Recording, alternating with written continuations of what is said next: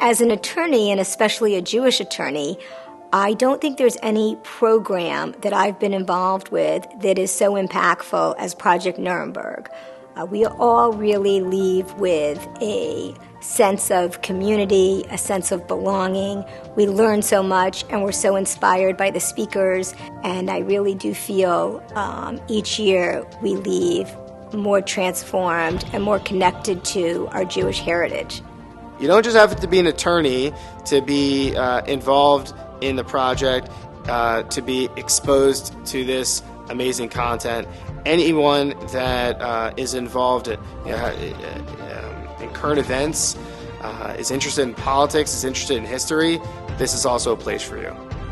You had a Europe that was ravaged by World War II. You had millions and millions of people who died. You had 6 million Jews who were killed in the Holocaust. It was a really broken world. And the Nuremberg Trials said, we have to figure out how to go forward, but we're going to do it with law and in a way that makes sense and that is ethical and moral and the exact opposite of what the Nazis did. For over a decade, the Project Nuremberg Luncheon has taken place here at Temple Beth El of Boca Raton. But with the pandemic, we've had the need to move online and create this incredible program called Project Nuremberg Online. Really, it's basically to educate our children and grandchildren and future generations about man's inhumanity to mankind. And we just can't afford to repeat this in the future, so we have to all be together on this and fight hard in any way we can to save the future of the Jewish people.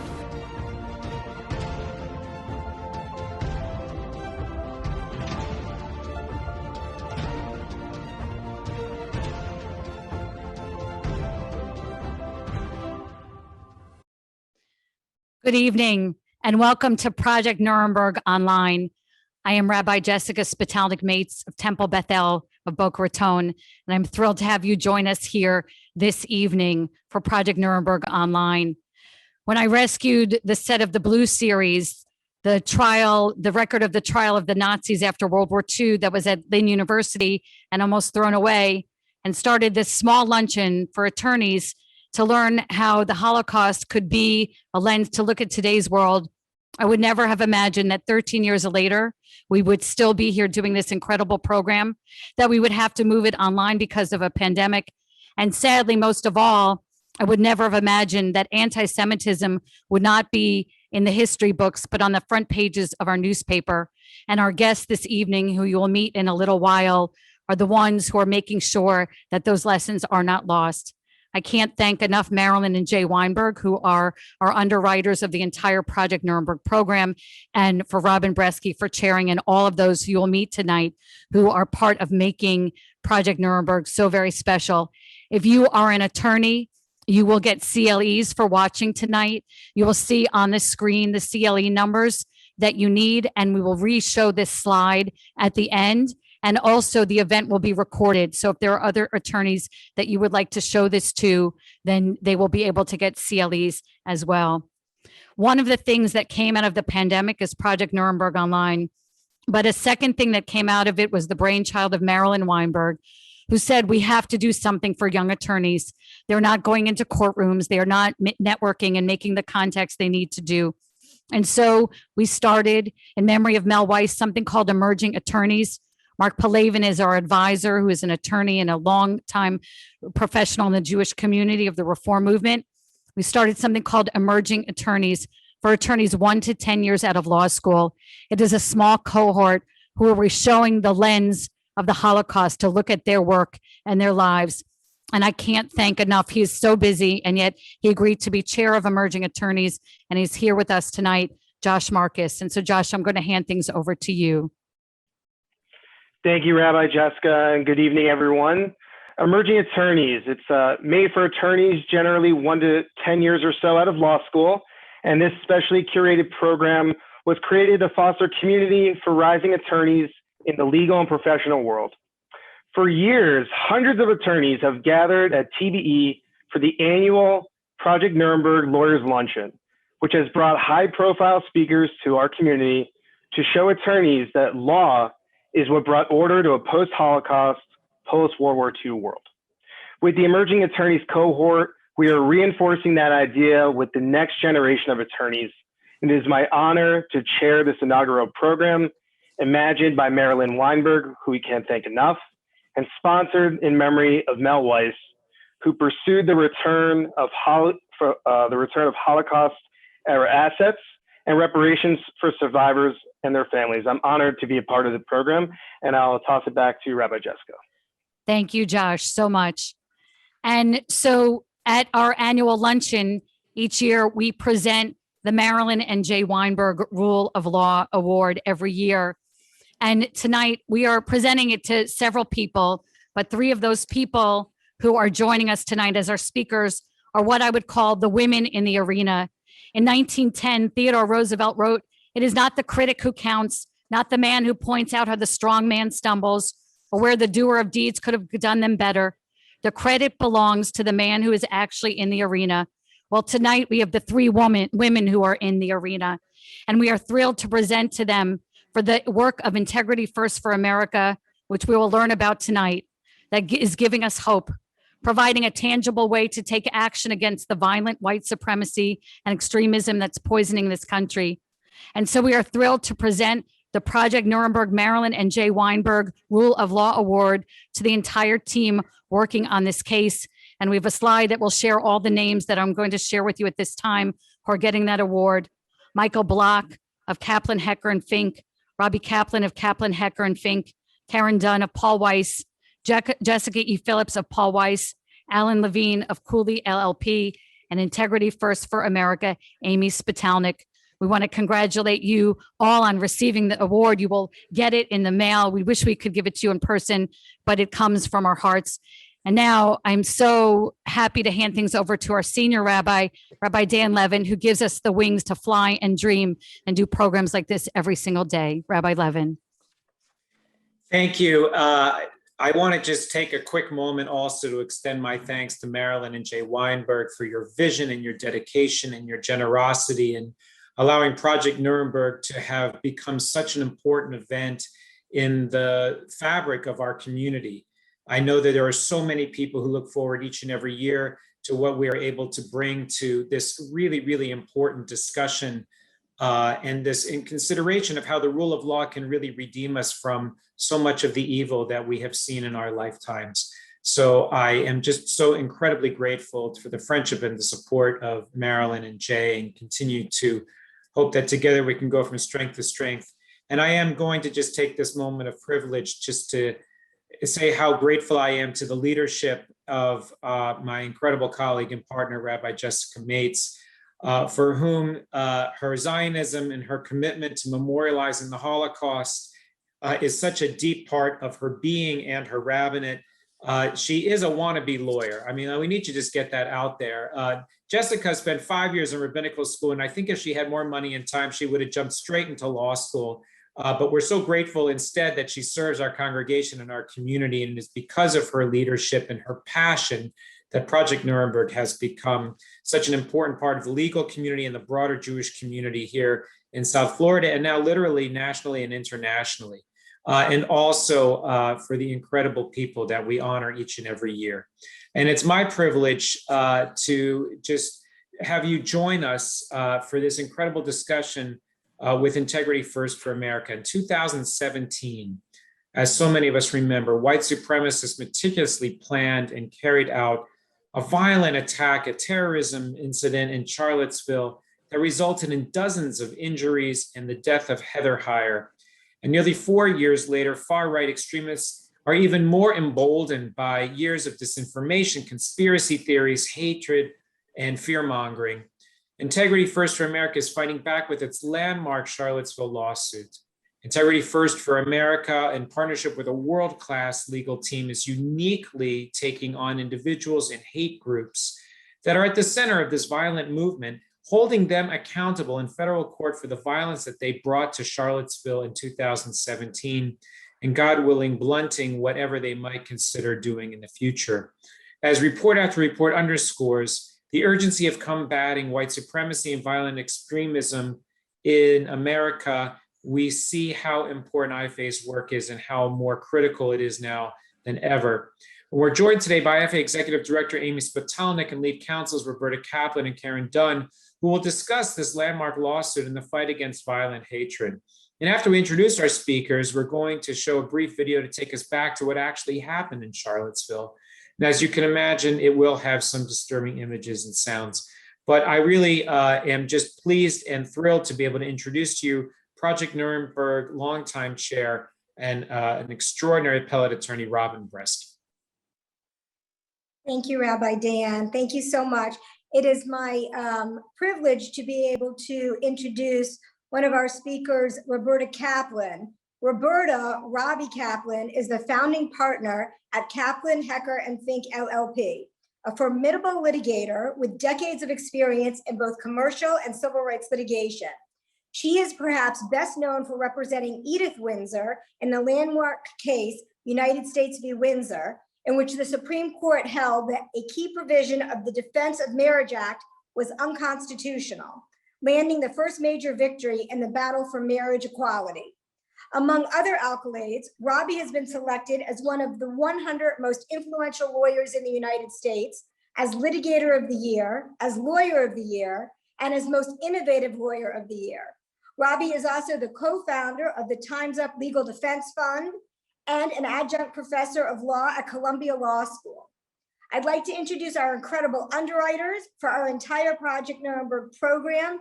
Dear friends, wonderful people, Marilyn and Jay who had a prestigious legal career in his own right, Marilyn and Jay Weinberg. Thank you. You're welcome. Thank you. Okay. I'd like to introduce to you and tell you, welcoming Karen Dunn. Karen Dunn is one of the nation's top trial lawyers, widely recognized for securing courtroom victories in difficult cases on behalf of the world's most prominent companies. She was recently named a Litigator of the Year by the American Lawyer for her role in high-stakes, high-profile, and hard-fought cases. Prior to entering private practice, Karen served in all 3 branches of government, including as an assistant U.S. attorney in the Eastern District of Virginia, associate White House counsel under President Barack Obama, and senior advisor and communications director to former Senator Hillary Clinton earlier.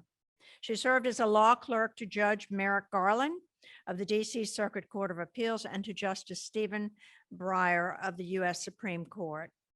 Karen and Robbie are now partnering with Integrity First for America to sue the 24 neo-Nazi white supremacists and hate groups responsible for the violence that took place in Charlottesville in August 2017. Trial is scheduled for October 2021.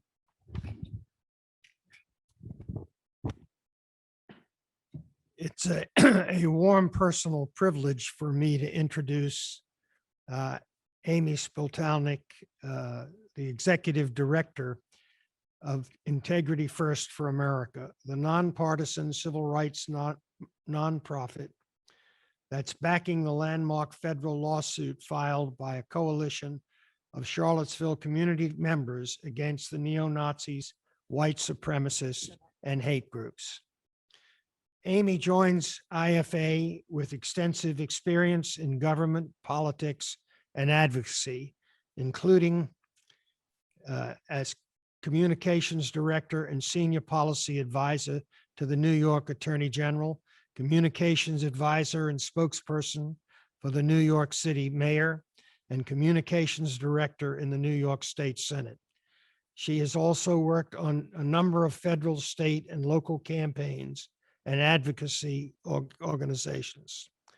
Amy frequently appears on national media and has been awarded a number of fellowships and honors, including being named a Woman in Power Fellow at the 92nd Street Y, a Truman National Security Project Fellow, and a City and State 40 and under 40 Rising Star. Amy graduated from Tufts University. As a follower of the legal work of Amy's extremely talented group of lawyers, in their lawsuit against the white supremacist in Charlottesville, I am reminded of the saying over the entrance to our law school, the University of Virginia, namely, let those alone be servants of the law who labor with learning, courage, and devotion to preserve liberty and to promote justice. And if I may add, fight every day in promoting and preserving the rule of law. These are the special qualities etched in the DNA of our distinguished guests this evening, and reason Marilyn and I are so grateful to support their work and hope that you will support this noble cause also. Who's free? I'm free! Who's free? I'm free! Who's free? I'm free!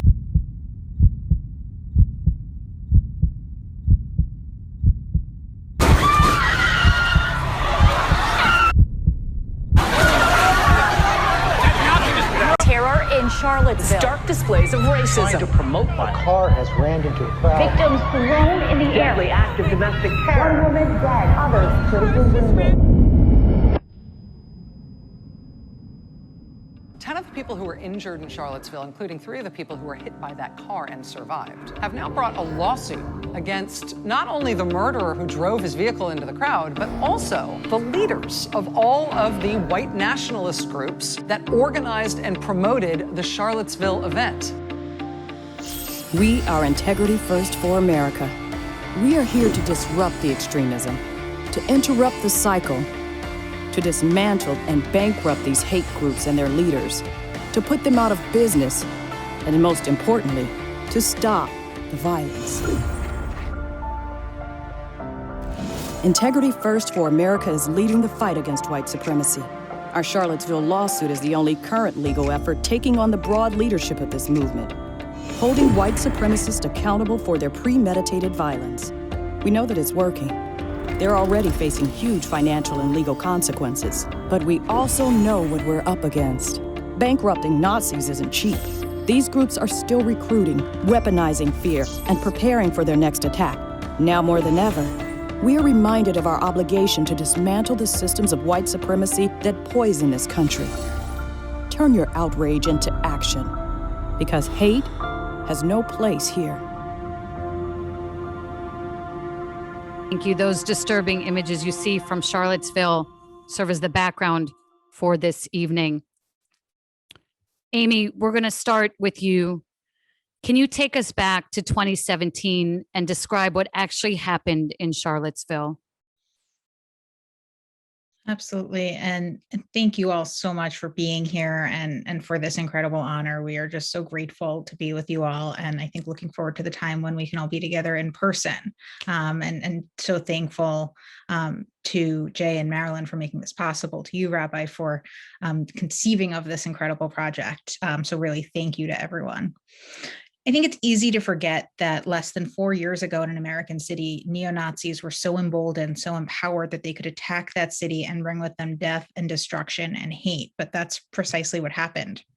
First, on Friday, August 11th, I think we all know the visceral feeling of watching neo-Nazis carrying tiki torches, chanting things like "Jews will not replace us," "blood and soil." They marched on the University of Virginia campus, where they surrounded a small group of peaceful counter-protesters. They kicked, punched, beat them up, threw fuel and lit torches at them. One of our plaintiffs who was there that evening, an African-American undergrad at the university, said he thought he was going to die. And nearby an interfaith gathering had to shelter in place because it was so unsafe outside their doors, which was ironic. It was meant to be a safe space for the community to come together, knowing white supremacists were coming to town. The next day, Saturday, August 12th, it was a Saturday. And so it was a Shabbat.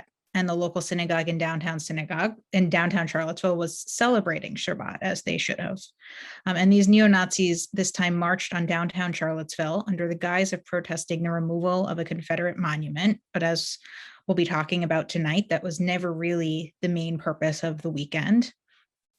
And they surrounded the local synagogue, chanting things like Sieg Heil, carrying semi-automatic weapons, talking in their online chats about, quote, torching those Jewish monsters. And the synagogue had to evacuate Torah scrolls and congregants out the back.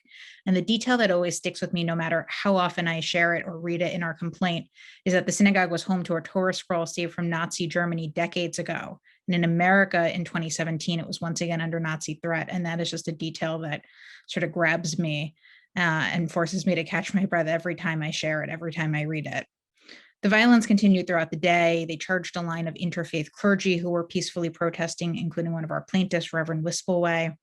And ultimately, the day culminated in a car attack in which James Fields drove his car into a crowd of peaceful counter-protesters, killing Heather Heyer, injuring many of our plaintiffs, including, as you may have seen in the images before, folks like Marcus Martin, who's seen in that iconic Pulitzer image of the car going through the crowd. He's splayed across the back. His then fiance, now wife, Marissa, who he just barely pushed out of the way, Natalie Romero, whose skull was fractured, and so many others.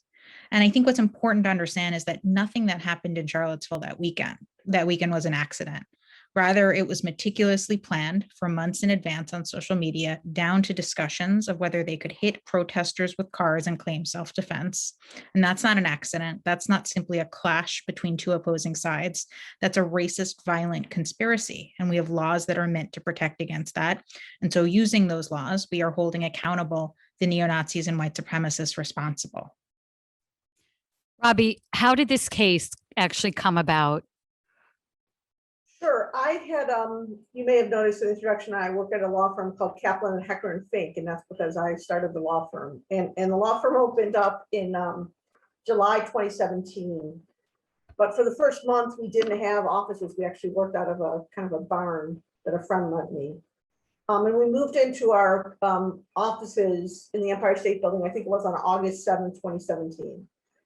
Charlottesville happened on August 11th and 12th, 2017. So that week after Charlottesville was really our first full week in the office. And I think it was the Tuesday after Charlottesville, I decided that we were going to order in pizzas for lunch and sit around. We were really working on card tables and laptops at that point. But we'd order in lunch and we would watch the coverage because I wanted my firm to be very dedicated to the public interest matters. That was kind of stupid on my part because once we started watching what was going on, one of the paralegals, it really wasn't a pizza eating atmosphere, and one of the paralegals ran out of the room crying. But as I was watching the coverage and as I watched our former president say that there were very fine people on both sides, it immediately occurred to me that the then Attorney General, Jeff Sessions, was unlikely to do anything about it or to do very much about it because he doesn't really have a great record on civil rights. And the part of the Justice Department that should be, and now again is dedicated to doing this kind of work is the Civil Rights Division. And I had a feeling in my gut that that wasn't going to happen, which turned out to be true. So like any kind of crazy Jewish person, I thought to myself, well, if they're not going to do it, I guess I will. And I made a couple of calls. The first call I made was to my friend Dahlia Lithwick, who many of you may read, at least the lawyers among you may read, because she's one of the top commentators on the Supreme Court and writes. She spoke here in October about RBG's passing on Zoom. Yeah. One of my dearest friends. And I called her not because she's an excellent lawyer, which she is, but I actually called her because she had been living in Charlottesville. I think she lived there for 2 decades. So I called her up and I said, Dahlia, I had this idea. What do you think? She said, I think it's a great idea, but ironically, Robbie, my husband and I are actually packing the van, I think that they rented, because we're moving to New York City because we decided that the anti-Semitism here in Charlottesville is so pervasive that we can no longer raise our sons here. Dahlia has 2 sons who are slightly older than my son. So, but she said, I will connect you to some folks. I know who you should talk to. And if you come down to Charlottesville, I will make sure that you see the right people. So within about 48 hours after that call, we were on a plane down to Charlottesville. I think it's fair to say that the city was still it's a bucolic, it's a beautiful college town, but it was still very much in a state of shock. Many of the white supremacists and Nazis who came into Charlottesville came in on these, believe it or not, white Mercedes, like kind of two-story vans, very tall vans. In vans like that, we're still driving around Charlottesville, particularly in the African-American neighborhoods. So people in those neighborhoods were justifiably terrified. We met with a whole bunch of folks who've been injured. We spent like 3 days having meeting after meeting after meeting. We told the people who we were meeting with that we were thinking about bringing this lawsuit, but if they needed money, which many of them did because many of them have been terribly injured, then this lawsuit was not the way to do it, because this was going to take a long time. And we're not even sure how big the pot of gold would be at the end, but we wanted to bring a case against the people who were truly responsible. And many of our plaintiffs in the case, including the Reverend Seth Wispelay, was one of the people we met with on that trip. Once we had a group of plaintiffs who had the bravery, I should say, and the unbelievable courage to do this, we came back to New York. We got a lucky break in that someone, to this day, I don't know who, managed to either hack or get access to the Discord servers. Discord prior to this had been mostly known as a gamer site, a site that guys who play video games used. But leading up to Charlottesville, the organizers of the violence used Discord as a messaging service to communicate about how they were going to do what they do, how to plan it, how it was going to be implemented, et cetera. And that the person who hacked into the system published all these messages publicly on a website. So normally when you file a case, you don't have discovery before the case. Here we actually had really pre-suit discovery about what had happened. So once I knew I had the facts, once I knew I had the plaintiffs, I made a second call, and that call was to my friend Karen Dunn, because I knew that I needed someone who knew how to prosecute these kind of cases, knew about the intersection between the First Amendment and racially motivated violence, and I knew Karen was the person to do that. Karen, what is the legal theory behind this case? Sure. Well, the case is primarily brought under a statute called the Ku Klux Klan Act, which we have brought a case about a conspiracy to do racially motivated violence.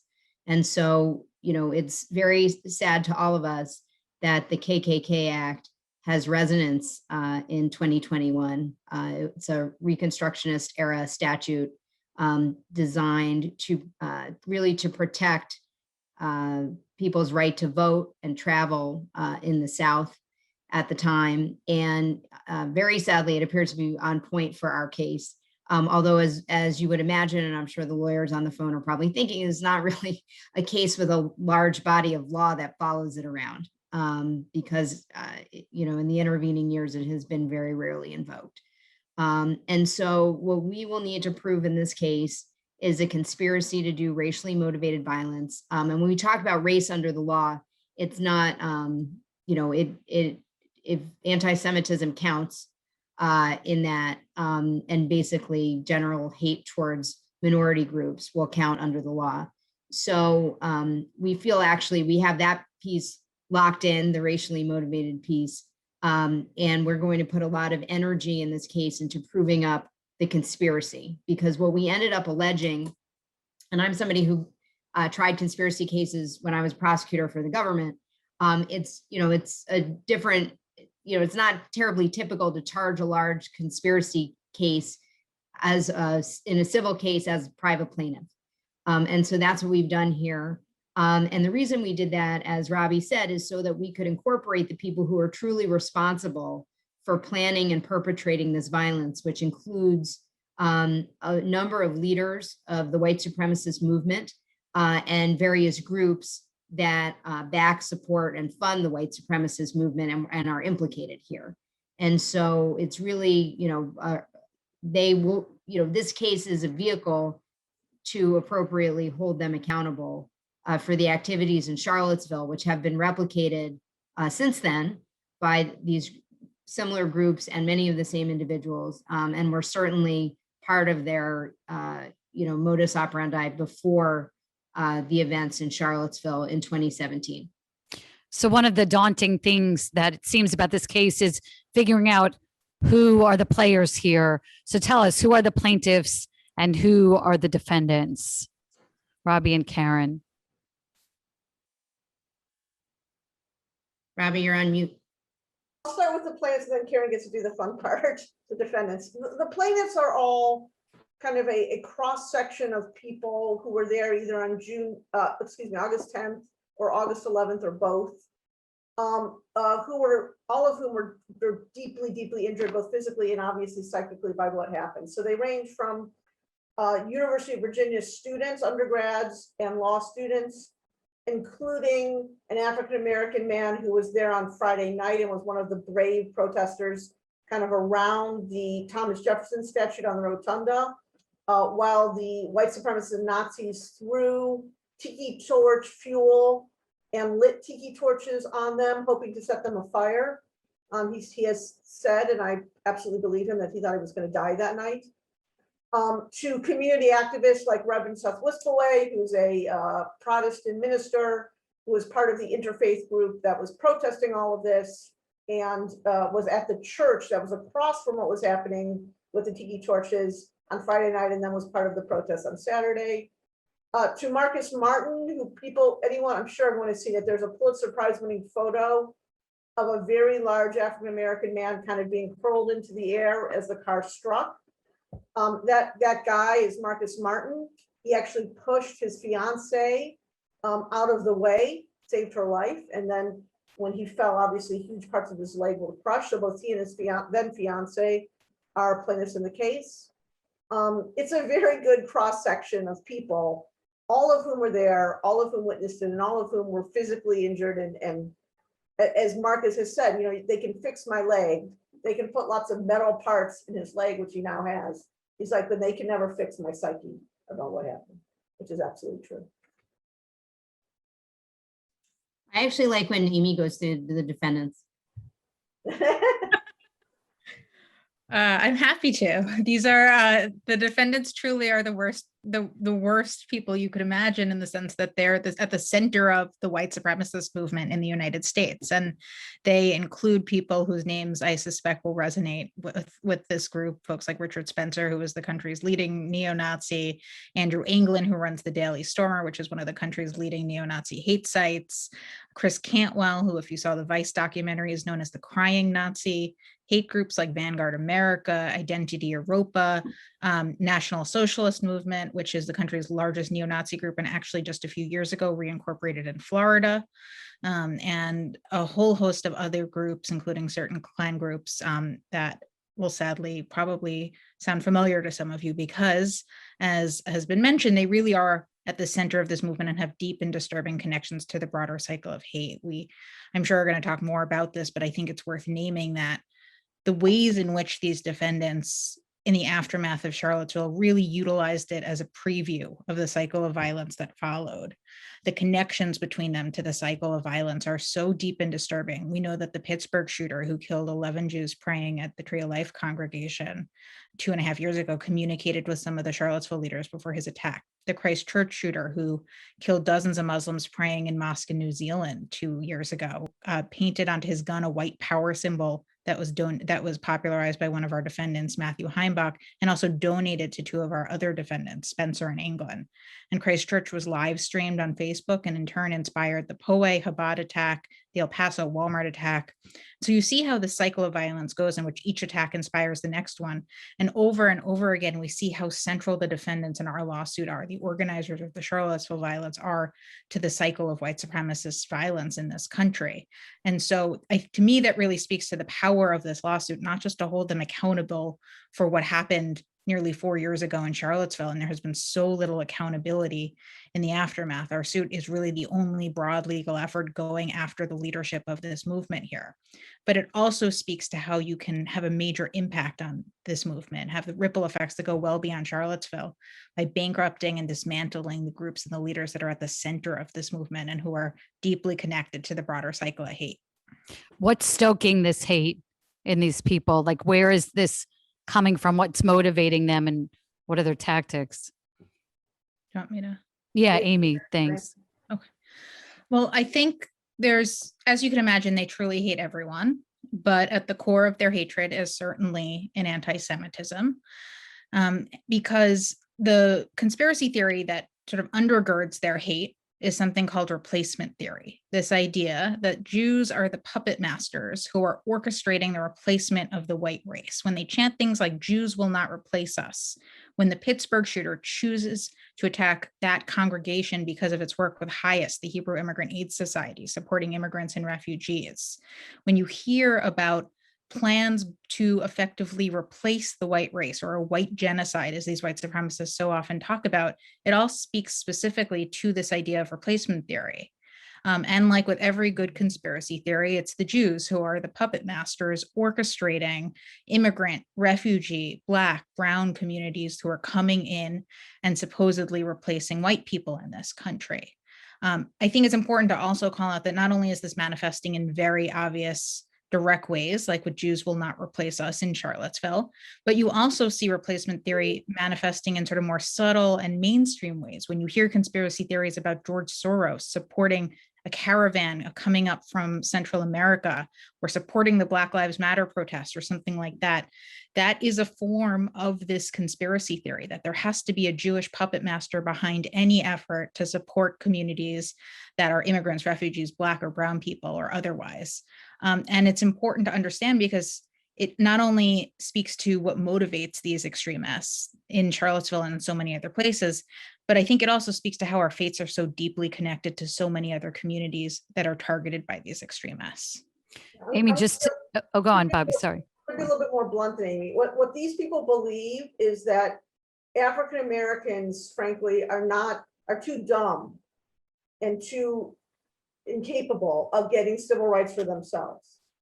And same thing with immigrants, and same thing with LGBT, you name every group. And therefore, the only reason that there has been progress for African Americans, for immigrants, for LGBT people is because of either George Soros, or to hear Marjorie Taylor Greene say it, the Rothschilds, or someone else who's up there really smart, who's manipulating it so that these other groups come into our country and take their place. It's no different, as Deborah Lipstadt will testify at our trial, than anti-Semitism and anti-Semitic theories going back to the Middle Ages. It really isn't. It's just the modern day version of it. Thanks so much, Robbie. Amy, I just want to piggyback on that question and understand where this case and what the work you're doing here fits into the broader fight against far-right extremism, and how has the case already had a significant impact on some of the leaders of the white supremacy movement and their organizations? Sure, I can start, and I'm sure Robbie and Karen have thoughts too. So I mentioned already how central our defendants are to this movement, the connections to Pittsburgh, Christchurch, Poway, El Paso, you can go on. And those certainly in and of themselves speak to the centrality of our defendants and the importance of really disrupting their ability to act, to undermining this violence through holding them accountable, which is what this is all about. And frankly, what Project Nuremberg is all about, using the law to stop hate, or at least to hold those responsible for hate accountable. And so we know that they're central, but I think it's not just these anecdotes that tell us that we're facing a crisis right now. Every statistic tells us that we're facing a crisis of extremism in this country. Hate crimes at their deadliest ever levels in 2019. The Department of Homeland Security called white supremacy the most pervasive and lethal threat to this country last year. And new reports that have come out from the FBI and DHS since then only affirm that. They show domestic terror hitting record levels. The ADL tells us that of extremist murders in the United States, nearly all of them are committed by far-right extremists, including and especially white supremacists. The ADL also tells us that anti-Semitism has hit record levels, and of course, over the last few weeks, that has only increased, as many of us have seen. So, which isn't to say there isn't anti-Semitism and hate in various ideological forms that exist in this country. Certainly there is, and we're seeing it right now. But in terms of the people who have been walking into synagogues with guns, who have been targeting communities across this country with this sort of mass extremist violence, we know that the gravest threat has been these white supremacists and far-right extremists. And sadly, the stats tend to bear that out. So it's not just anecdotal. The hard facts, unfortunately, back that up. And as I mentioned earlier, there has been so little accountability for this extremism, so little accountability in the aftermath of Charlottesville and more broadly. And so this case is really the only legal effort that takes on the broader leadership of this movement, holding them accountable in a critical way at such a crucial moment. And so we're already seeing that impact even before we go to trial. Richard Spencer has called this case financially crippling. Frankly, I think he's a better spokesperson for the impact of this work than any of us, perhaps. We've had defendants like League of the South talk about how they can't open a new building because of this suit. Some have tried to change their names, rebrand, or claim that they've left the movement as a result of this lawsuit. And Robbie and Karen and our legal team have been tireless in holding these defendants accountable to their discovery obligations. And as you could imagine, many have flouted court orders, to put it lightly, over the last few years. And Robbie and Karen and our team have filed countless motions for sanctions, motions to compel. You can go on and on. You can read all of them on our website if you're interested.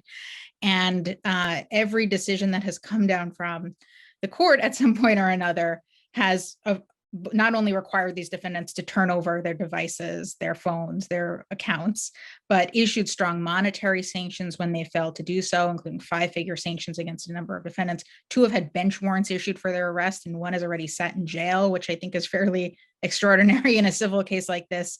And Robbie and Karen can, I'm sure, speak to this more, but in the last few months, we've also won now 3 different adverse inference rulings against 3 different defendants, which is just extraordinary.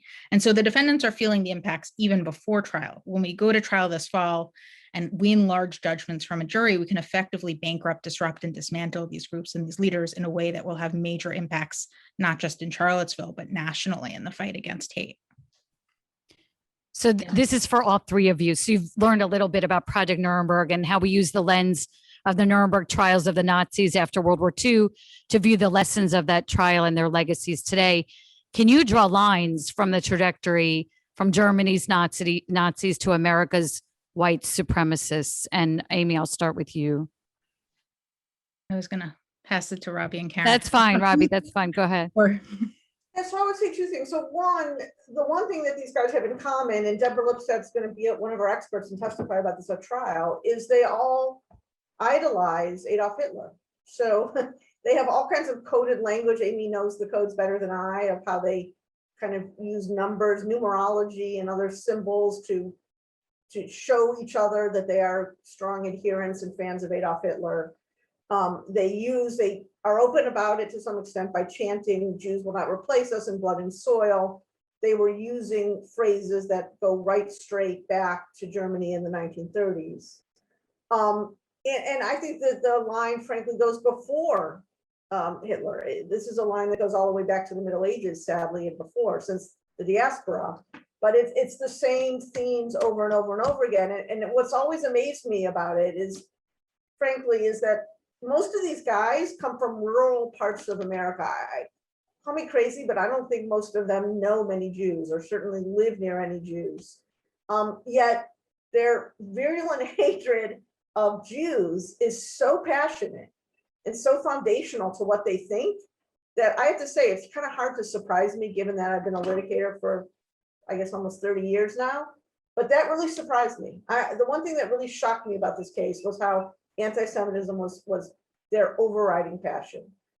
The other thing I would say about the Nuremberg trials itself is that trial was important both to punish the defendants in the case, and maybe more importantly, for educational purposes, to tell the entire world what had happened, to hear testimony from survivors and others about what had really happened, and to open the world's eyes to the truth and reality of the Holocaust. Now, I'm not suggesting it would be a sin to suggest that what happened in Charlottesville was the Holocaust. Obviously, it was not. But one huge point of this trial is exactly the same. I think I heard Marilyn say this earlier, like, it is not clear to me whether American Jews today fully understand the threat that we are facing here in the United States of America. And one thing this trial, I think, will do and needs to do is wake people up. It'll be right after the Jewish holidays. It'll be kind of the shofar to wake people up about what is going on in this country, the threats that we really face. And frankly, everyone in this country needs to understand that this is not what this country stands for. And these people now feel emboldened and activated and frankly, chutzpah dika enough to freely march on American streets with loaded weapons, targeting Jews and other minority groups. Karen, did you want to jump in as well?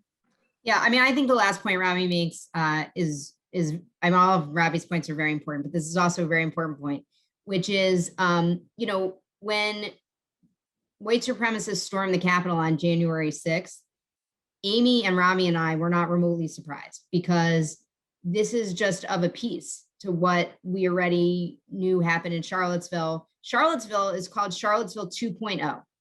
Okay. And that's because there was a Charlottesville 1.0, and it's because it was the intent to continue having Charlottesville's 3.0 and 4.0. So our lawsuit more or less scuttled 3.0 and 4.0. But this is part of a playbook that has repeated and has, common tactics, common weaponry, common defenses, and often common people involved. And so I do think part of what we're going to do at this trial, and we have excellent evidence, is we are going to tell a story of what happened here publicly. And it's people don't, even people who are interested, who listen to us talk, don't understand how these events are planned down to the most meticulous, teeny tiny details, including, what to have for lunch, how to disguise weapons as being for self-defense as opposed to offense, how to bait people into attacking you so you can react violently to them. And the whole thing is encased in a pretextual First Amendment display, which of course legally does not protect this kind of conduct. So the only way to combat this is really to bring it all into the sunlight, and to use the facts that we have to tell the true story of what actually happened here. And so that I think beyond just being a trial about these white supremacists and what they did particularly wrong, I think we are going to expose tactics and playbooks that have been used elsewhere, for what they are. Sunlight is the best disinfectant. So Rabbi, your remarks reminded me, over the years of Project Nuremberg, we've had people who were at Nuremberg or whose relatives. So we had, our last speaker in person was Ben Ferens, who's now 101, the last living prosecutor from Nuremberg. We had Chris Dodd, whose father, Thomas Dodd, was at the trials, and the trials really affected their lives deeply. Robert Jackson, left the Supreme Court that year, lost the opportunity to be Chief Justice, to go to the trial. So it had a deep impact. And so I'm curious for you, the impact that it's having on you, what's keeping you up at night, what kind of threats are you and the plaintiffs and IFA facing? So people won't be surprised to hear, I've already seen it in some of the comments, that we get a lot of threats almost daily. We have most of the money, I think Amy will explain, that IFA spends is on security. We have people every day who kind of search the dark web looking for references to us. And most days, Amy's now gets cited almost every day. I may be every other day, and Karen's maybe every third day. But we get an email at the end of each day kind of with all the things they've said about us that day. And I've learned to, not read it just before bed, because it tends to cause nightmares. These are violent guys. The most violent of them, perhaps one of the most violent of them, a guy by the name of Chris Cantwell, who, if people saw the Vice video about Charlottesville, he's called the Crying Nazi. He's featured very heavily in that video. He's actually now in jail for threatening another white supremacist, believe it or not, 2 days after he threatened me, saying that when the trial was over, they were going to have a lot of swear word fun with Robbie Kaplan. A threat that became evidence in that trial, and I submitted a letter to the judge about his sentencing. So the security costs here are very high. When Karen and I argued the motion to dismiss, we wore bulletproof, at Karen's correct urging, we wore bulletproof vests up until the doors of the courtroom. It's a real threat.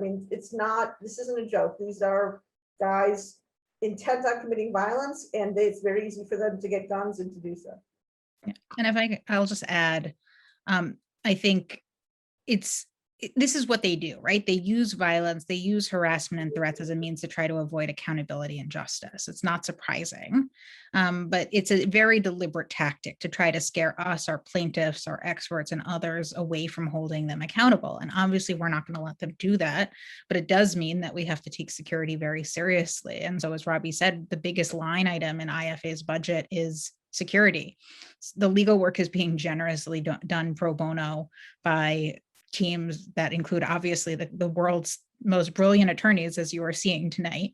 And we are very lucky for that.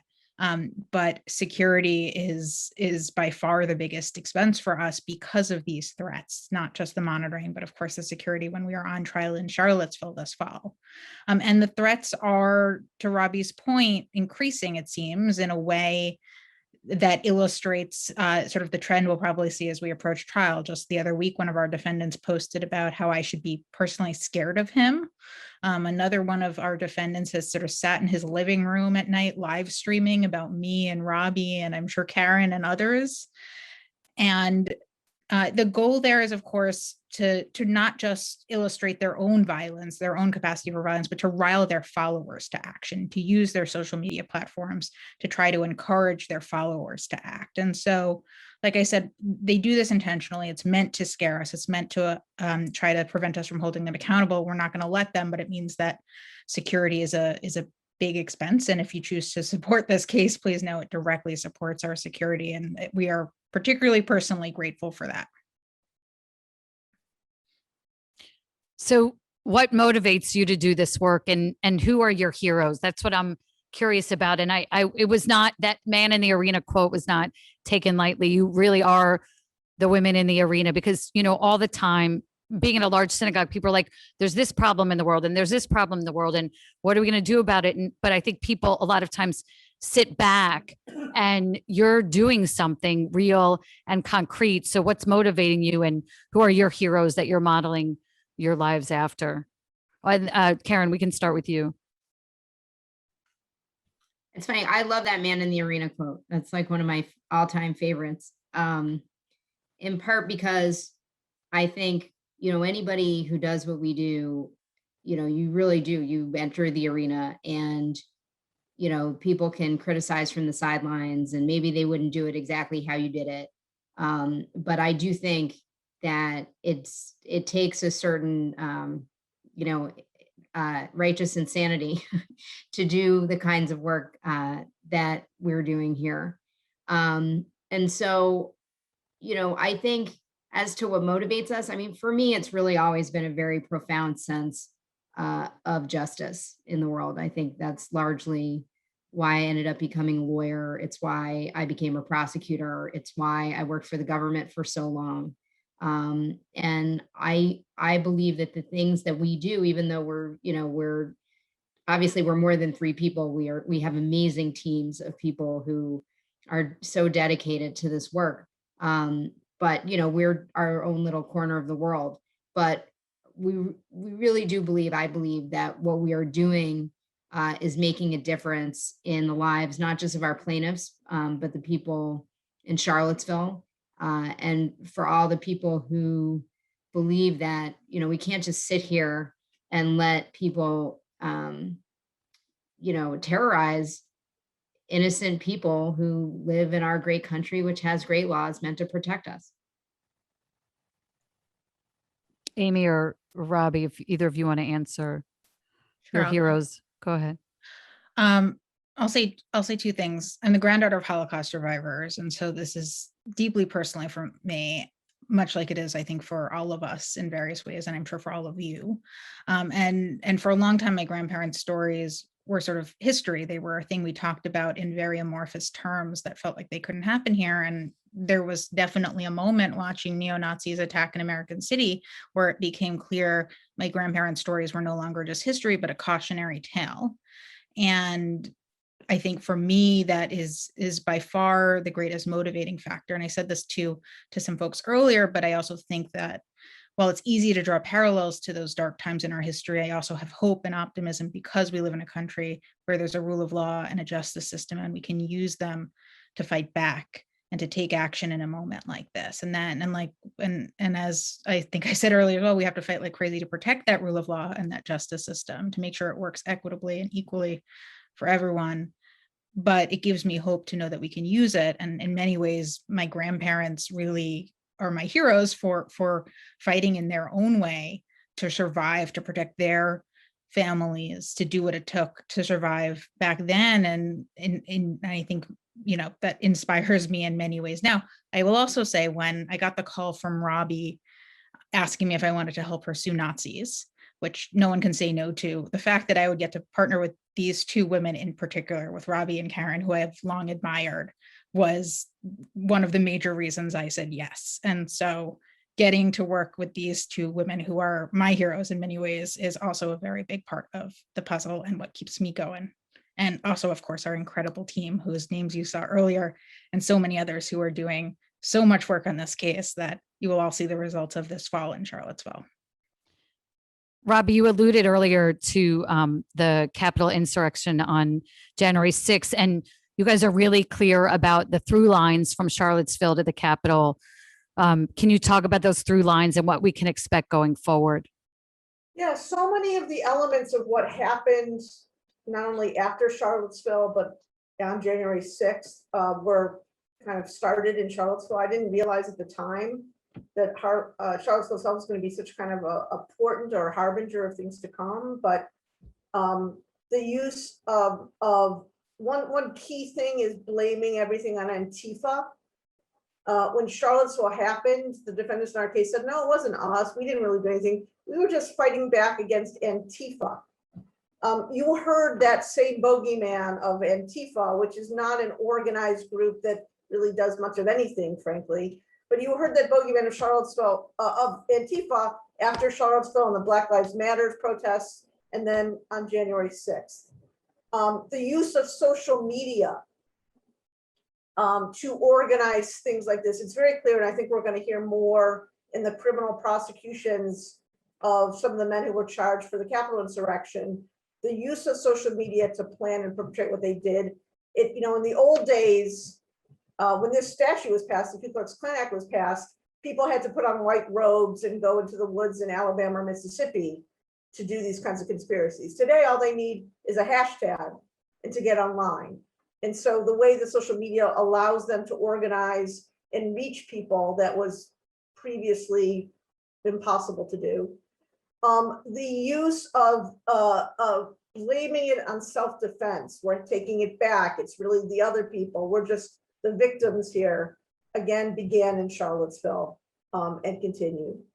So much of what we've seen, and not on January 6th, but we saw a lot in the Black Lives Matter protesters driving cars into protesters. I thought that was a one-off after August 11th and 12th.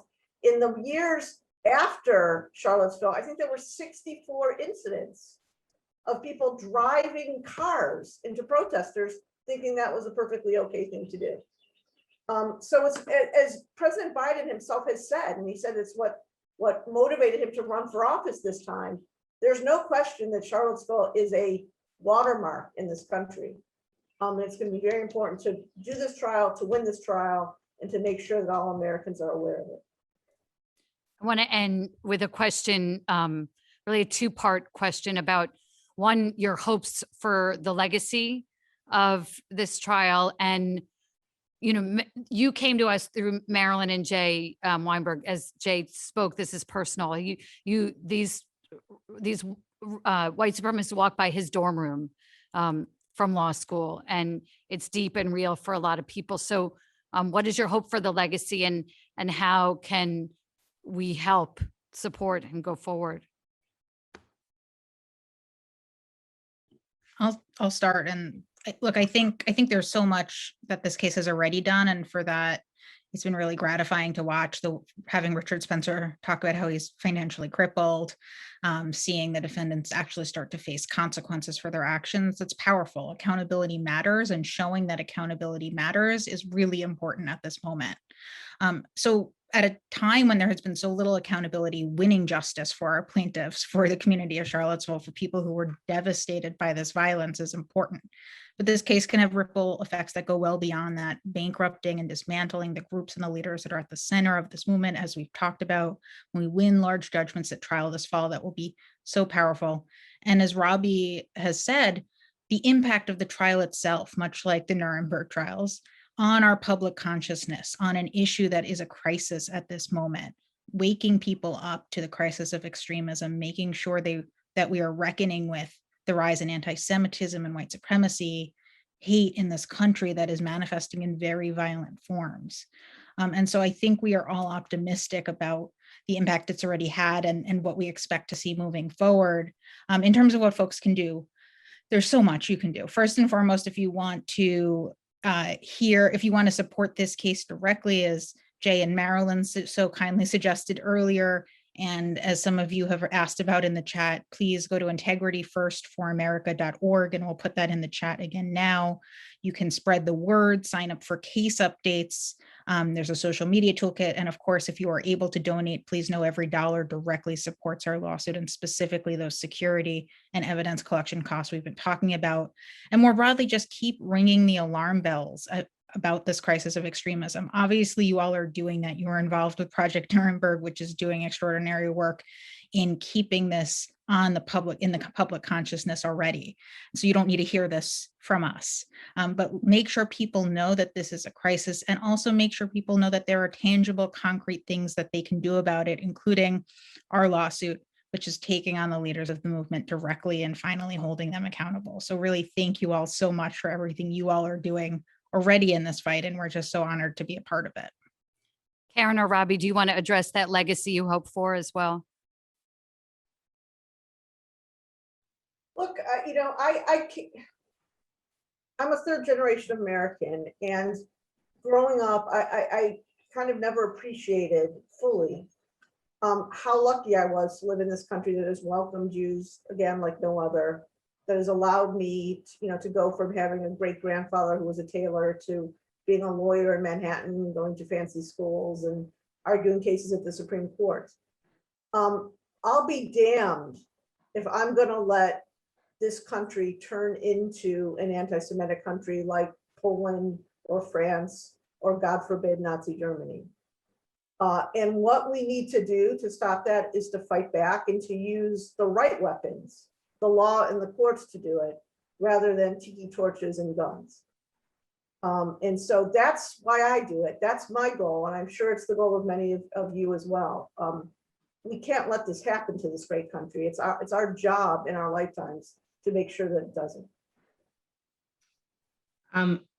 So I think Robbie and Amy covered this very well. The only thing I would add just for myself is, look, I try cases for a living, and I believe strongly in the power of a jury verdict. And I think we saw that acutely, not so long ago with the George Floyd verdict. And I think that the thing that I most care about and keep my eye on, and will be the legacy of this trial, is a jury verdict of regular people from the Western District of Virginia who say this is not lawful in the country where we live. And I think that's so much more powerful than anything that I can say, or anything that any of us really can say as lawyers, because the people are going to speak here, and that's what other people are going to have to take notice of. I'm so glad we're ending with talking of how we can support you, because it's the same with us. Project Nuremberg could not happen without the Weinbergs. We have our sponsors for this evening, the Levs, the Yermans, Michael Gelfand, Barbara Orville, and Natalie Palavin. And I have so many texts saying, how can I help? How can I help? And I think the greatest help that happened is that you gave us intricacies of the events that happened in 2017. A long time has passed. The trial's been delayed, and we can't let people lose interest. You made a really important point that this will be starting after the high holidays, and it needs to stay on our radar. We need to understand why the work you are doing is so important and how we can help do that work with you. And That's why I think Project Nuremberg is so important, because it doesn't let the Holocaust lie and collect dust. It says, listen to the people who are on the front lines, who are figuring out how to take that legacy and bring it into the world today. I can't thank you enough. We've had hundreds of people on tonight. Hopefully you can see the many Zooms that are here. We can't thank the three of you for taking your time, and our producers who are behind the scenes. We can't thank you enough. And Temple Bethel and all of those who joined us this evening. Thank you so much. We're going to post again the CLEs for attorneys. If you are an attorney, you get CLE credits for tonight. And I just actually, the power that Robin Bresky has given us in helping us to get with the Florida Bar to provide opportunities like this is amazing. And the reach is far and wide.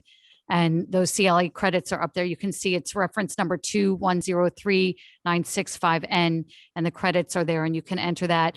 And we remind you that June 8th, just in a few weeks from now, you will meet Elon Carr on Zoom as well. It's Project Nuremberg Online.